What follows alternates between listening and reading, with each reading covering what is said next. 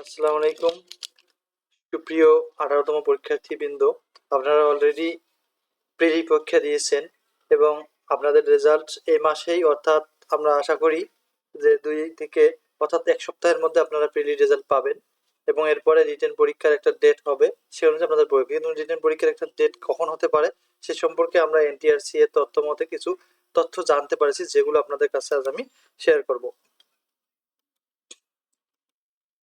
তাহলে প্রিলি রেজাল্ট কখন দিবে? প্রিলি রেজাল্ট হবে মে মাসে, অর্থাৎ যে মাস চলতেছে রানিং এ মাসে হবে।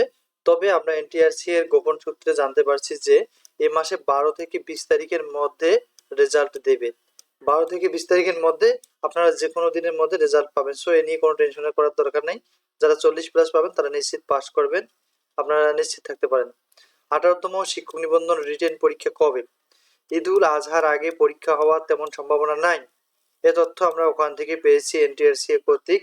তাই ঈদের পরেই লিখিত পরীক্ষা অনুষ্ঠিত হবে, অর্থাৎ ঈদের পরপরই লিখিত পরীক্ষা অনুষ্ঠিত হবে।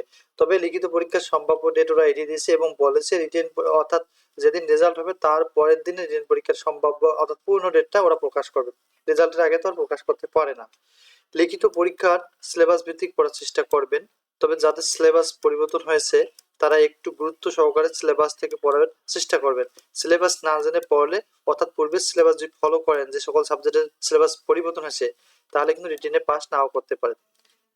আর যাদের সিলেবাস পরিবর্তন হয়নি তারা রিপিট প্রশ্ন 10 থেকে 20তম, অর্থাৎ 10 থেকে 20তম যে পড়েন, সেখান থেকে 80 থেকে 90% প্রশ্ন কমন পাবেন। সরি, 10 থেকে 20 না, 10 থেকে হবে 16তম নিবন্ধনের প্রশ্নগুলো যেগুলো আছে সেগুলো পড়লে সেখান থেকে 80 থেকে 90% আপনারা কমন পাবেন। তাহলে এরকম তথ্য ভিত্তিক আরো ভাইবার, অর্থাৎ আপনার রিটেন সম্পর্কে যেগুলো প্রিপারেশন নেওয়া দরকার, বিভিন্ন সাবজেক্ট সম্পর্কে আমি এখানে আলোচনা করেছি। অবশ্য ভিডিওগুলো দেখলে আপনার রিটেন পরীক্ষায় একটু হলেও উপকার হবে। তো যদি ভিডিওগুলো ভালো লাগে, যেহেতু আমরা অনেক কষ্ট করে ভিডিও তৈরি করি, প্লিজ সাবস্ক্রাইব করবেন, কমেন্ট করবেন, শেয়ার করবেন এবং লাইক দিবেন। তাহলে আমরা আরো ইন্সপায়ার পাবো এবং আরো তথ্যবহুল ভিডিও আপনাদের কাছে শেয়ার করতে পারবো। So thank you for watching, see you another video.